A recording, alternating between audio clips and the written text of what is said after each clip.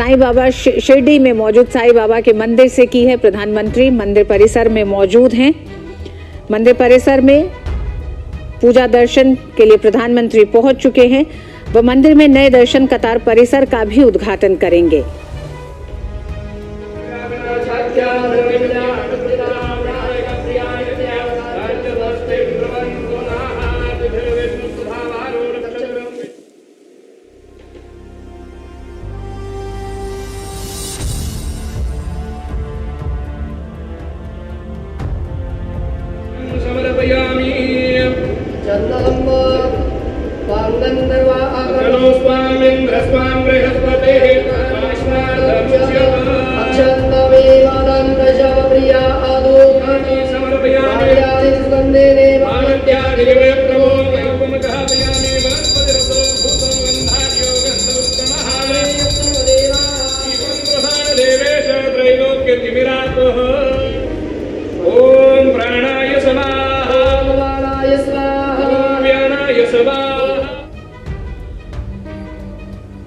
शिरडी महाराष्ट्र के मशहूर धार्मिक स्थलों में से एक है। हर साल यहाँ लाखों लोग बाबा के दर्शन के लिए पहुँचते हैं। हम जानते हैं कि गुरुवार का दिन शिरडी के साईं बाबा का दिन कहा जाता है और आज इस शुभ दिन पर प्रधानमंत्री नरेंद्र मोदी साईं बाबा मंदिर पहुंचे हैं।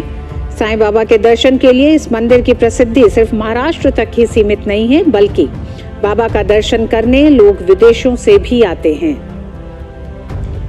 अनुज हमारे साथ जुड़ गए हैं। अनुज, आज शिरडी और शिरडी के आसपास के इलाकों के लिए बेहद अहम दिन है।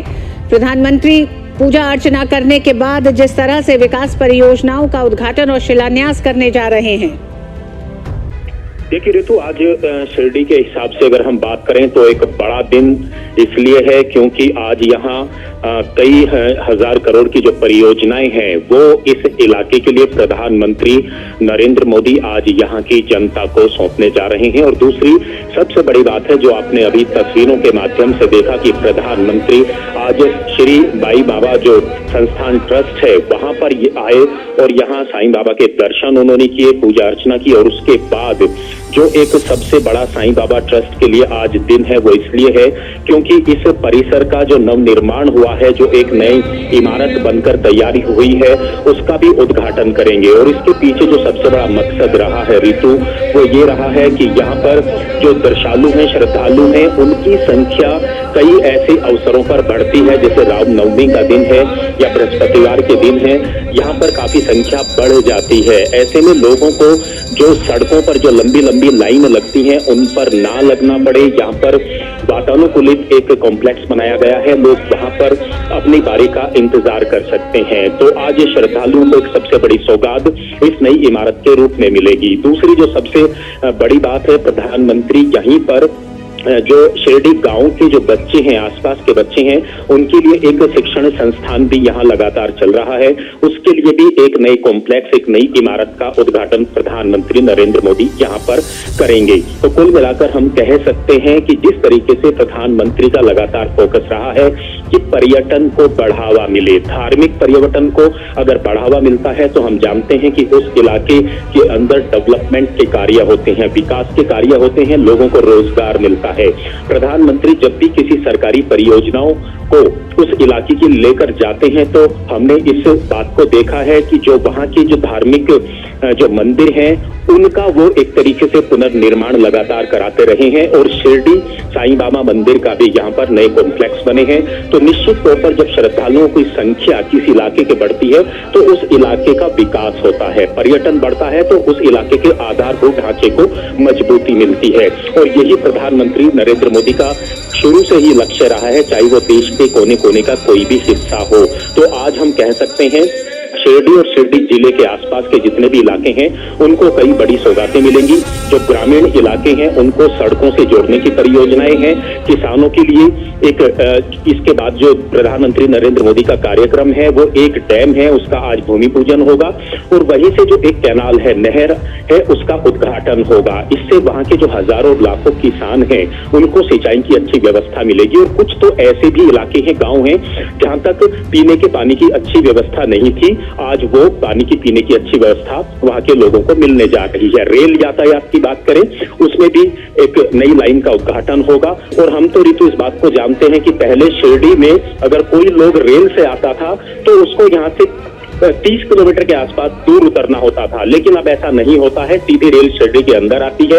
हवाई मार्ग की बात करें तो पहले औरंगाबाद कई सौ किलोमीटर दूर हवाई अड्डा होता था, लेकिन प्रधानमंत्री नरेंद्र मोदी के प्रयासों से अब लगातार पिछले कई वर्षों से यहाँ पर हवाई अड्डा भी चल रहा है। तो धार्मिक पर्यटन को बढ़ावा देना, इलाके का विकास करना, ये एक सबसे बड़ा फोकस प्रधानमंत्री नरेंद्र मोदी का रहा है और जिसके गवाह आज यहाँ की जनता एक बार फिर से बनने जा रही है। ऋतु जी अनुज, बिल्कुल सही आपने कहा कि हम जानते हैं कि प्रधानमंत्री नरेंद्र मोदी ने हमेशा से कल्चरल इंफ्रास्ट्रक्चर डेवलपमेंट पर जोर दिया है और जिसके कई ऐसे उदाहरण देश के सामने हैं। अगर बाबा विश्वनाथ कॉरिडोर की हम बात करें, महाकाल कॉरिडोर की बात करें, तो ये तमाम वो स्थल रहे हैं, पूजा के स्थल रहे हैं, धार्मिक स्थल रहे हैं, जिनका एक तरह से एक नव निर्माण किया गया है और श्रद्धालुओं को, आने वाले तमाम भक्तों को किसी तरह की समस्या ना हो, इसको ध्यान में रखा गया है। और इसी लिहाज से देखा जाता है अनुज की जिस तरह से शिरडी में भी नया दर्शन कतार परिसर 2018 में प्रधानमंत्री ने ही इसकी आधारशिला रखी थी और आज प्रधानमंत्री इसकी शुरुआत करने जा रहे हैं। तो प्रधानमंत्री का लगातार जो कहना है कि उनके कार्यकाल में कुछ ऐसी योजनाएं, परियोजनाएं जिनकी शुरुआत हुई, जिनका शिलान्यास हुआ और उनका उद्घाटन भी उन्हीं के कार्यकाल में होता रहा है। क्योंकि हम जानते हैं कि नीलवंड बांध जिसकी बात हो रही है, जिसे लेकर भी आज एक पूरी नहर के नेटवर्क की शुरुआत प्रधानमंत्री अब से थोड़ी देर के बाद करेंगे। कितना सालों तक लोगों को, इन गांवों को, करीब 180 से ज्यादा गांव हैं जिन्हें लंबा इंतजार करना पड़ा है।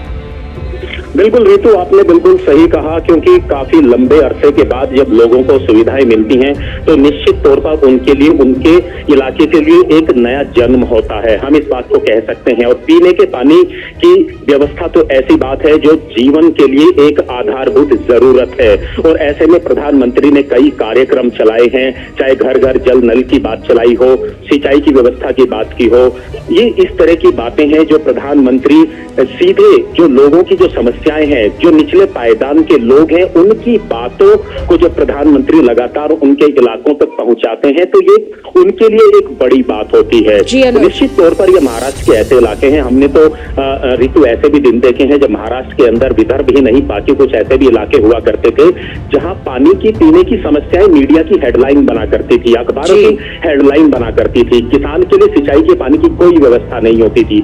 ये सिर्फ अब महाराष्ट्र नहीं बल्कि पूरे देश के गांवों तक, अलग अलग इलाकों तक, तहसील ब्लॉक स्तर तक, गांवों तक अब ये सारी सुविधाएं पहुंच रही हैं। और आज इस वजह से हम इस बात को कह सकते हैं कि निश्चित तौर पर प्रधानमंत्री को लोग जो सुनने के लिए और देखने के लिए जो हजारों लाखों की संख्या में लोग आते हैं, वो एक विश्वास के साथ आते हैं। उन्हें इस बात का विश्वास होता है कि यहाँ आज देश के प्रधानमंत्री नहीं आ रही हैं, बल्कि उनकी आशाएं और उनका जो विश्वास था वो यहाँ तक पहुंच रहा है। तो निश्चित तौर पर ऋतु, आज प्रधानमंत्री जब महाराष्ट्र के इस इलाके में है तो हमने शिरडी साईं बाबा का जो बाहर का परिसर है, जहाँ पर हजारों की संख्या में लोग यहाँ पर उनका अभिवादन करने के लिए खड़े थे। अभी वो टाइम जो भूमि पूजन करेंगे वहां जाएंगे और एक 3 बजे के आसपास एक बड़ी लाखों की जनसंख्या की एक जनसभा को भी संबोधित करेंगे। जी अनुज, क्योंकि आप अनुज वहां पे मौजूद हैं, नया दर्शन कतार परिसर है, ये किस तरह से श्रद्धालुओं को और ज्यादा सुविधा देगा? क्योंकि कई ऐसी सुविधाएं इसमें शामिल की गई हैं जो आज अत्याधुनिक तौर पर, यानी कि टेक्नोलॉजी के इस्तेमाल से अब श्रद्धालुओं को यहाँ पहुंचने के बाद किसी तरह की कोई समस्या नहीं होगी। एक बड़ी संख्या में लोग यहाँ पे एकत्रित हो सकते हैं। हम इसलिए भी बताना चाहते हैं क्योंकि शिरडी के साईं बाबा के श्रद्धालु सिर्फ देश तक ही सीमित नहीं है, विदेशों से भी लोग आते हैं दर्शन के लिए। तो लोगों को ये पता चले कि किस तरह से शिरडी का साईं बाबा मंदिर अब आने वाले समय में पूरी तरह बदल जाएगा इस नए परिसर के जुड़ने के साथ। देखिए ऋतु, इस बात के तो हम भी गवाह हैं कि जब आज से अगर हम 10 साल पहले यहाँ पर आए थे, या आप लोग आए होंगे, बाकी दर्शक लोग जो हमें सुन पा रहे हैं, देख पा रहे हैं, वो यहाँ पर आए होंगे तो उन्होंने पिछले 10 वर्षों के अंदर एक बहुत बड़ा बदलाव देखा है। हम जानते हैं कि जो श्रद्धालु जब आते हैं और बड़ी लाइनें लगती हैं तो सड़क के किनारे ही जो है संस्थान ने शेड्स बनाए हुए हैं ताकि लोग उन शेड्स के अंदर बारिश और पानी से बचते हुए यहाँ पर आए, धूप से बचते हुए आए, लेकिन वो काफी नहीं होता है। हम जानते हैं कि इस इलाके के अंदर 12 महीने ज्यादातर जो तापमान है वो गर्म रहता है। इन्हीं बातों को ध्यान में रखते हुए जो नया कॉम्प्लेक्स बना है वो पूरी तरीके से ऋतु वातानुकूलित है, पूरी तरीके से एयर कंडीशनड है और सबसे अच्छी बात है कि लोगों को अब लाइनों में खड़ा नहीं होना पड़ेगा। वो वहाँ अपनी बारी का आराम से विश्राम कर सकते हैं, इंतजार कर सकते हैं और वहाँ पे बकायदा वहाँ पे एक तरीके से बोर्ड लगाए गए हैं और उसमें ये सारी चीजें वहाँ दिखाई देती हैं, एलईडी दिखाई देती है कि आप कितनी देर में आपका नंबर आएगा। और दूसरी सबसे बड़ी बात है पीने के पानी की वहाँ व्यवस्था है। बच्चे अगर वहाँ हैं तो बच्चों के लिए अलग से इलाका है जो बच्चे वहाँ पर अपना विश्राम कर सकते हैं। तो बैठने की, बुजुर्गों के लिए, दिव्यांगों के लिए बैठने की व्यवस्था है। तो जो आज के समय में की जरूरतें हैं, जब भी देखिए कोई भी नव निर्माण किसी परिसर का होता है तो इन बातों को ध्यान में रखा जाता है कि आज की जो जरूरतें हैं उस जरूरत के हिसाब से वो नव निर्माण हो। और ये जो परिसर के अंदर नव निर्माण हुआ है, चाहे वो शिक्षण संस्थान का कॉम्प्लेक्स हो या ये जो लंबी कतारें हैं उन गौशालाओं के लिए हो, तो निश्चित तौर पर ये काफी राहत और सुकून श्रद्धालुओं को देगा। हम तो आज सुबह जब ऋतु श्रद्धालुओं से बात कर रहे थे तो उन्होंने कहा कि हम आज से जब 5 साल पहले आए थे उसके बाद से पूरा नजारा बदला हुआ है। हम जानते हैं कि जब यहाँ पर जो 16 शताब्दी का जो समाधि जो उपलक्ष्य यहाँ पर मनाया गया था, उत्सव यहाँ पर मनाया गया था, उसमें प्रधानमंत्री नरेंद्र मोदी ही वर्ष 2018 में यहाँ पर आए थे और ये जो नए कॉम्प्लेक्स बने हैं इनका भूमि पूजन उन्होंने किया था। आज 5 वर्ष के बाद प्रधानमंत्री उनका उद्घाटन कर रहे हैं। ये एक सबसे बड़ा उदाहरण है कि अगर सरकारों की नीति और नीयत अच्छी हो, जन सेवकों की नीति और नीयत अच्छी हो, तो समयबद्ध तरीके से किस तरीके से कार्य किया जा सकता है। इस चर्चा की हमने जो है यहाँ पर हमने बातें सुनी है, लोग इस बात की चर्चाएं कर रहे थे और आपने जिस तरीके से कहा सिर्फ भारत वर्ष से नहीं बल्कि दुनिया भर के लोग, पर्यटक यहाँ पर आते हैं, श्रद्धालु यहाँ पर आते हैं, तो उनको भी लगता है कि जब वो अपने भारत वापस देश